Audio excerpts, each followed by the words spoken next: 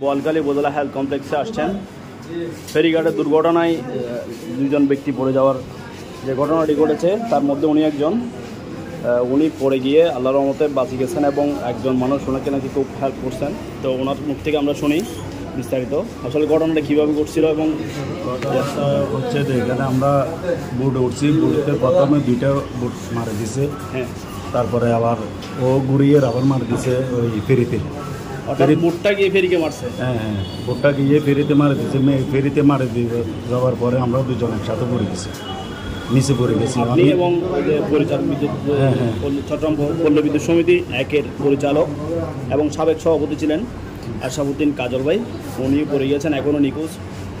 তো আমি ওখানে ওঠার পরে পানিতে সাঁতার কাটিয়ে আমি যাইরে ফেরির একটা অ্যাঙ্গেল ছিল, অ্যাঙ্গেলে ধরছে, ওইখান থেকে আমার মানুষের টানিয়ে তুলে গেছে। আসলে বোয়ালখালী মানুষের এটা হচ্ছে একটা ফুলসিরাতের মতো অবস্থা হয়েছে কালুঘাট সেতু। এই সেতুতে নিয়মিত দুর্ঘটনা ঘটে যাচ্ছে, তার মধ্যে একটা সবচেয়ে ন্যাক্কারজনক দুর্ঘটনা বলা যেতে পারে। এটা একটা মাঝি কীভাবে নৌকা চালাবে সেটা জানে না, মাঝির সমস্যা, এটা মাঝির সমস্যা। মাঝি মানে স্টার্ট দিয়ে সরাসরি ফেরিতে দুর্ঘটনাটা ঘটেছে এবং ওই দুর্ঘটনায় উনি নিজেই পড়ে পায়ে আহত হয়েছেন, যে পাটা ফুলে গিয়েছে দেখেছেন। এবং উনি সে থেকে এখনও পর্যন্ত এখানে ডাক্তার দেখাইছে এবং ট্রিটমেন্ট নিয়েছেন না? হ্যাঁ ঠিক আছে। এখন এখানে কোনো ফ্র্যাকচার বা কোনো কিছু পাওয়া গেছে না? এটা ওষুধপাতি ব্যবস্থা করতেছে, আমি নিজে অন্য ব্যবস্থা করতে হবে এখানে বাইরে ডাক্তার দিয়ে। আপনার নামটা একটু বলেন। আমার নাম হচ্ছে নূর কাদের। নূর কাদের। বাড়ি কোথায় পড়ছে? বাড়ি হচ্ছে ইমামুল্লাচর।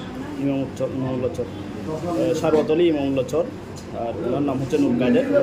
তো উনিও ডাক্তার হয়েছেন পায়ে, অনেক কষ্ট করে চলে আসছেন। যাক, আল্লাহ ওনার জন্য সবাই দোয়া করবেন।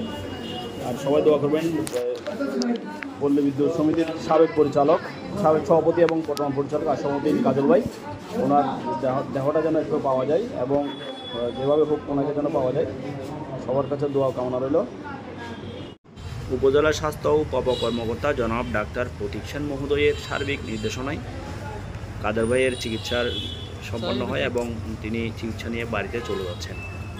ধন্যবাদ সবাইকে।